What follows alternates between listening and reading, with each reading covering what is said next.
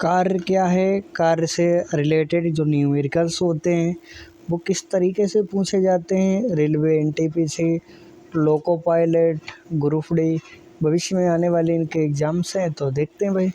तो कार्य क्या कहते हैं? कार्य एक ऐसी चीज़ होती है, किसी चीज़ पे कितना बल लगाया जा रहा है और उस बल के माध्यम से कितनी दूरी तक डिस्प्लेसमेंट होती है, मतलब खिसक जाती है। यूँ बोले तो ये कार खड़ी है ख़राब, अब उसके हमने धक्का लगाया, धक्का लगाने के बाद कितनी दूरी तक लुढ़क के जाएगी, तो उसी को कार्य कहा जाता है। कार्य क्या होता है? कार्य का फार्मूला की बात करें तो डब्लू का मतलब होता है वर्क, वर्क निकालना है। कैसे निकालेंगे? फोर्स लगाएंगे। क्या लगाएंगे? फोर्स, यानी डब्लू क्या निकालना है? कार्य निकालना है। तो कार्य निकालने के लिए क्या लगाओगे? फोर्स लगाओगे। और फोर्स लगाने के बाद कितनी डिस्प्लेसमेंट हुई है, कितनी दूरी पर गई है, तो यस और कोस थीटा के बराबर होता है। बस इतनी चीज़ याद रखिए। सीधा न्यूमेरिकल देखते हैं किस तरीके से आता है। तो यहाँ पे पॉइंट कुछ दे रखे हैं। पॉइंट 1 कहता है विस्थापन शून्य होने पर क्या होता है। विस्थापन मतलब हमने कोई ताकत लगा के, मतलब कार में धक्का तो दिया लेकिन हटी नहीं, कोई चीज़ विस्थापित नहीं हुई, तो क्या होगा? यदि वस्तु अपने स्थान पर रुकी है या वस्तु को धकेलने पर गति नहीं हो रही है, तो कार्य कितना होगा? शून्य होगा। तो डब्लू का मान 0 आएगा, अर्थात जो कार थी, जीप थी, वो खड़ी थी, हमने धक्का लगाया लेकिन नहीं हटी। पत्थर पड़ा सा, धक्का दिया, नहीं हटा, तो डब्लू का मान 0 आने वाला है। ठीक है। एग्जाम्पल, वृत्तीय पथ पर कार्य करने, वृत्तीय पथ पर ऊपर से नीचे। आगे देखते हैं। वृत्तीय पथ मतलब गोल गोल घूमता है, ऊपर से नीचे दबाओगे तो नहीं हटेगी। आगे देखते हैं नंबर 2 पे क्या कहता है। यदि वस्तु अपने प्रारंभिक स्थान पर, क्या कहता है भाई, देखते हैं इसके बारे में। यदि वस्तु अपने प्रारंभिक स्थान पर लौट आए तो उसका विस्थापन शून्य हो जाएगा, जिस कारण कार्य भी शून्य हो जाएगा। ठीक है। ठीक है, आगे देखते हैं इसका एग्जाम्पल क्या कहता है। जब वस्तु, नंबर 3 पे देखते हैं, जब वस्तु किसी वस्तु को 90 डिग्री के कोण पर विस्थापित किया जाए तो कार्य शून्य होगा। मतलब यूं करके 90 डिग्री पे घुमा दिया तो शून्य हो जाता है। आगे देखते हैं किस तरीके से आती है, न्यूमेरिकल आता है तो कैसे लगाते हैं। तो कहता है एक वस्तु पर 10 न्यूटन का बल लगाकर 30 मीटर विस्थापित किया जाता है तो कार्य बनता है। इसमें पूछा क्या गया, जैसे मान लो एक कार खड़ी थी, अब कार में हमने धक्का दिया, धक्का कितने न्यूटन के बल से लगाया? तो 10 न्यूटन के बल से धक्का दिया और 30 मीटर तक गाड़ी घिसकती हुई चली जाती है, तो इसमें कितना कार्य निकल के आएगा? कार्य का ऐसा मात्रक जूल होता है। और सूत्र आप सभी ने ध्यान से सीखा है। तो सूत्र क्या होता है? डब्लू बराबर, यानी कार्य जो होता है बराबर, डब्लू बराबर यहाँ पे आता है एफ एस कोस। तो यहाँ पे आपने एक चीज़ ध्यान से देखी है कि जो हमने कार्य था यानी फोर्स था, कितना लगाया, तो यहाँ पे हमने फोर्स जो था वो 10 न्यूटन का लगाया है। फोर्स कितना लगाया है बच्चों? 10 न्यूटन का। और कितने मीटर तक खिसक जाती है, विस्थापित हो जाती है? तो 30 मीटर तक। और कोस 90, ठीक है। तो कोस थीटा 90 का मान 1 होता है। 30 का पहाड़ा 10 बार पढ़िए तो 3 दशावन 30 यानी 300। तो यहाँ से वैल्यू 300 निकल के आएगी, कोस का मान 1, तो सही इसका जवाब हो जाएगा 300 जूल। 300 जूल इसका आंसर निकल के आया। तो क्या ये क्वेश्चन कठिन था? आपके पेपर में न्यूमेरिकल इस तरीके से आता है तो छोड़ के आओगे क्या? ठीक है, देखते हैं अगला क्वेश्चन क्या कहता है। अगला क्वेश्चन भी आपके सामने है। एक कार है, ठीक है, कार है या बेकार है।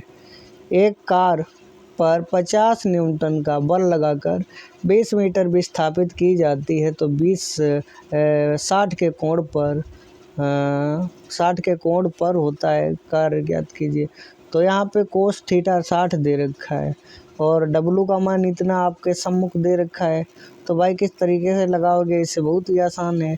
तो 60 का 90 कोस 60, 90 का मान भी 1 देखा था, लेकिन 60 का मान आधा होता है। तो कितना हो जाएगा, यहाँ पे हम किसी चीज़ में वो 50 न्यूटन का बल लगा के 20 मीटर तक खिसका दे रहे थे और उसके बाद में कोस 60 आ गया। ठीक है, तो कोस 60 आने पर 1/2 होता है। 50 का पहाड़ा 20 बार पढ़ोगे यानी 5 दूना 10, 1000 आता है। और 1000 का जब 1/2 यानी आधा करोगे तो 500 जूल आ जाएगा। ख़त्म, यहीं पे धड़ासाई हो गया। अगला देखते हैं क्या कहता है। क्वेश्चन आपकी स्क्रीन के ऊपर आ गया है भाई, एक बार देख लेते हैं, फिर उसके बाद में सॉल्व करेंगे। अगर किसी वस्तु पर 20 न्यूटन का बल क्षैतिज से 30 डिग्री के कोण पर आरोपित होता है, पर वह वस्तु क्षैतिज से 10 मीटर विस्थापित होती है, तो किया गया कार्य कितना होगा। तो भाई यहाँ पे 30 डिग्री के कोण पर आरोपित हो रहा है, तो कोस 30 होना चाहिए। कोस 90 का मान 1 था, कोस 60 का मान 1/2 यानी आधा था। उसी तरीके से कोस 30 का मान √3/2 होता है। तो यहाँ पे सिंपल तरीके से हल करते हैं। 20 न्यूटन का बल लगा दिया, ठीक है, 10 मीटर तक खिसका दिया और कोस 30 डिग्री का मान इतना इतना होता है जो लगा दिया, तो कितना भाई हो जाएगा। तो 20 का पहाड़ा 10 बार पढ़ोगे तो 20.200 √3/2 कहाँ से आए, क्योंकि ये कोस 30 का मान होता है। और बस ख़त्म, 2 1 2, 1 आ गया यानी 100 आ गया, √3, बस यही आंसर हो गया। ख़त्म, इससे सरल क्या हो सकता है। आगे देखते हैं। आगे क्वेश्चन कहता है कि भाई कैसे आप कर सकते हो आसानी से, यही हम प्रयास करेंगे। अगर किसी वस्तु पर 50 न्यूटन का बल आरोपित होता है और वह वस्तु बल की दिशा में 10 मीटर विस्थापित होती है, तो कार्य बताना है। ठीक है, क्या यहाँ पे कोस का मान कुछ दे रखा है। भाई कोस के बारे में कुछ भी नहीं बताया गया है, तो जब बताया नहीं गया तो हम कैसे क्या करेंगे, कुछ नहीं मानेंगे। देखते हैं क्या होता है। तो यहाँ पे 5 न्यूटन का बल लगाया जाता है, 10 मीटर विस्थापित कर दी, कोस थीटा का मान कुछ भी नहीं है। तो 10 पच्चे कितना होता है, 50 होता है। ठीक है, तो 50, तो आंसर आ जाएगा 50 जूल। आगे देखते हैं, कुछ नोट्स दे रखे इम्पोर्टेंट, ये आपको याद रखना है। कहता है ऊंचाई या सीढ़ी पर किया गया कार्य। यदि हमें किसी चीज़ को सीढ़ी के ऊपर ले जाना हो, टावर पे ले जाना हो, मीनार पे ले जाना हो, तो कौन सा सूत्र लगेगा। अभी तक तो आपने सीखा था कि हमें कार्य निकालना है तो W बराबर F कोस थीटा होता था, लेकिन अब हमें सीढ़ी पे लगा। ऊंचे जाओगे, याद रखना, जब आप ऊंचाई पे जाते हो तब क्या लगता है, जैसे जैसे आप ऊंचाई पे बढ़ोगे तो गुरुत्वाकर्षण भी लगने लगता है।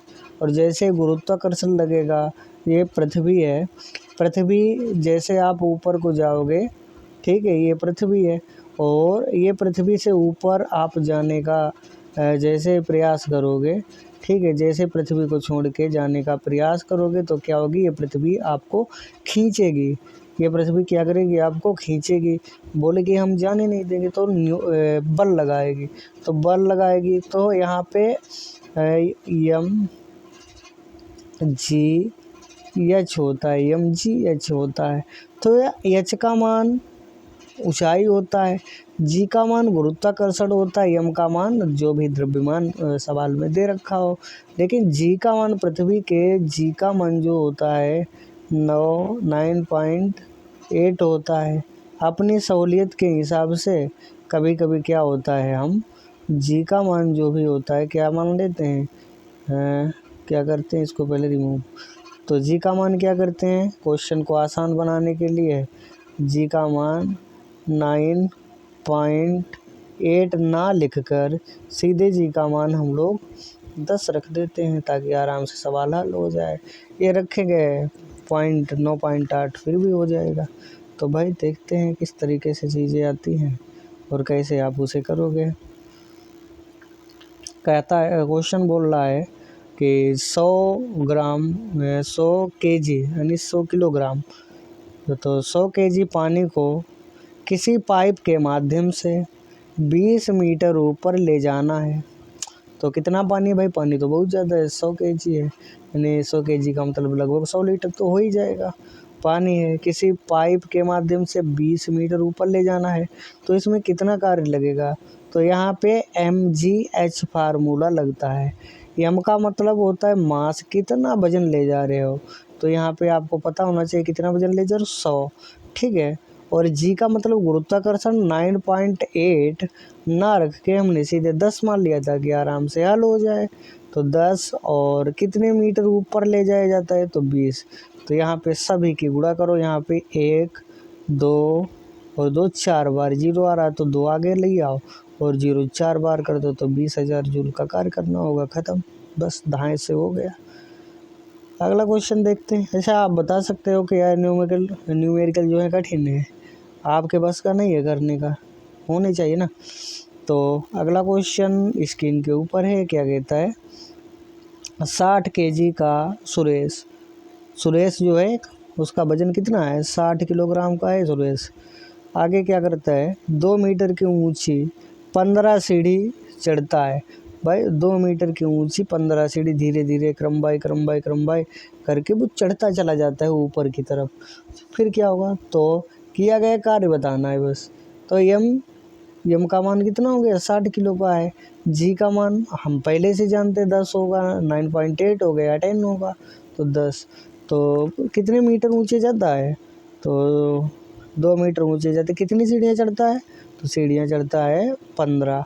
तो 15 दूनी 30 यहाँ से आ जाएगा और 10 का 60 में गुणा करोगे तो 600 × 30, तो 6 18, 6 का पाला 3 बार, 6 18, 1 2 3 बार 0, तो 1 बार 3, तो 18 ट्रिपल 0 यानी 18,000 जूल आंसर हो गया।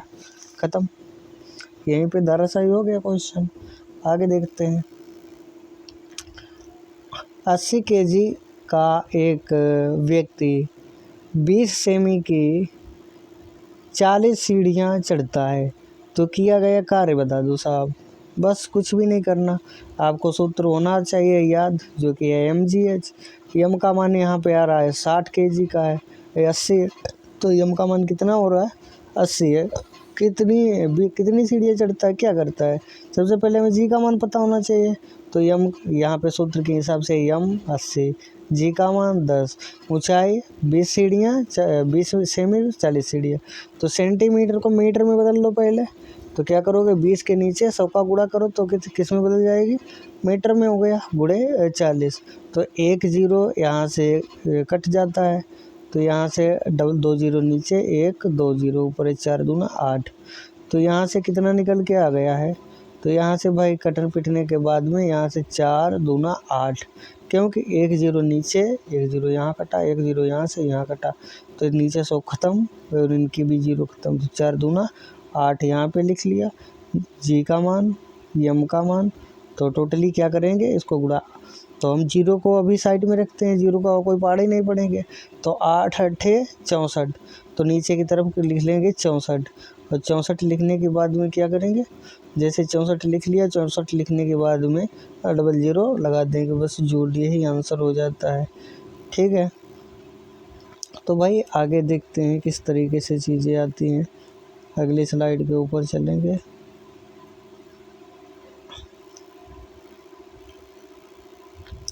अगला क्वेश्चन देखते हैं क्या कहता है। अगला क्वेश्चन आ चुका है स्क्रीन के ऊपर। कहता है, एक मजदूर क्या करता है? 10 न्यूटन बल लगाकर एक वस्तु को 60 मीटर लंबवत विस्थापित करता है। किया गया कार्य। अच्छा, यहाँ पे लंबवत मतलब सीधे सीधे आता है, ठीक है। लंबवत एकदम बड़ा सा ही होता है। तो जो लंबवत आता है कि क्या यहाँ पे आपने कभी सोचा है? क्या सोचा है भाई? क्या यहाँ पे एक व्यक्ति था वो क्या कर रहा था, कुछ ऊंचाई से क्या 10 एक मजदूर 10 इंटरवल लगा किसी वस्तु को 60 लंबवत विस्थापित करता है। एक व्यक्ति है, वो किसी वस्तु पड़ी हुई है, ठीक है, यहाँ पे, और उसमें धक्का लगाया। धक्का लगाने के बाद डिस्प्लेसमेंट 60 मीटर उसे खिसका देता है। तो उसके बाद में कौन सी चीज़ आती है, जैसे इसने खिसकाया तो किस तरीके से हम इसे करने का प्रयास करेंगे। तो यहाँ पे एफ यस कोस थीटा, तो 100 कितना हो जाएगा यहाँ पे भाई, देखिए एक बार ज़रा। तो फोर्स कितना लग रहा है, फोर्स लग रहा है 10 न्यूटन का। तो फोर्स लिख लीजिए, यहाँ पे फोर्स कितना लगेगा, 10 न्यूटन का फोर्स लग रहा है वहाँ पे। उसके बाद में कितने मीटर खिसका पाता है, 60। उसके बाद में कोस थीटा का मान कुछ भी नहीं, 90 का मान एक ही होता है, ख़त्म, यहाँ से एक। तो कितना करोगे, 600 आंसर आना चाहिए इसका, 600। तो उसके बाद में क्या होता है, देखते हैं, इसका परिभाषा कुछ दे रखी है, इसके बारे में फिर आगे चलेंगे। यदि बल के दिशा में विस्थापित होगा तो धनात्मक और बल की दिशा में ना हो तो वो ऋणात्मक शून्य होता है। तो भाई यहाँ पे क्या कर रहा है, तो लंबवत होता है, बल की दिशा में हो रहा है, तो यहाँ पे 0 इसलिए आया। वैसे तो 600 आना चाहिए था, लेकिन 90 कोस 90 का मान यहाँ पे 0 आ गया, इसीलिए 0 हो जाता है इस परिभाषा के अनुसार, नहीं तो 600 आना चाहिए। आगे कहते हैं, यदि बल की दिशा में विस्थापित होगा तो धनात्मक, विपरीत दिशा में विस्थापित होगा तो कार्य ऋणात्मक होगा, विस्थापन ही नहीं होगा तो कार्य 0 होगा। किया गया कार्य धनात्मक, ऋणात्मक, शून्य हो सकता है। अब हम लोग एनर्जी की बात कल की क्लास में करेंगे, बस थोड़े थोड़े क्वेश्चन को निपटाना है, इसी तरीके से क्लास को आगे ले जाना है। Bye, take care.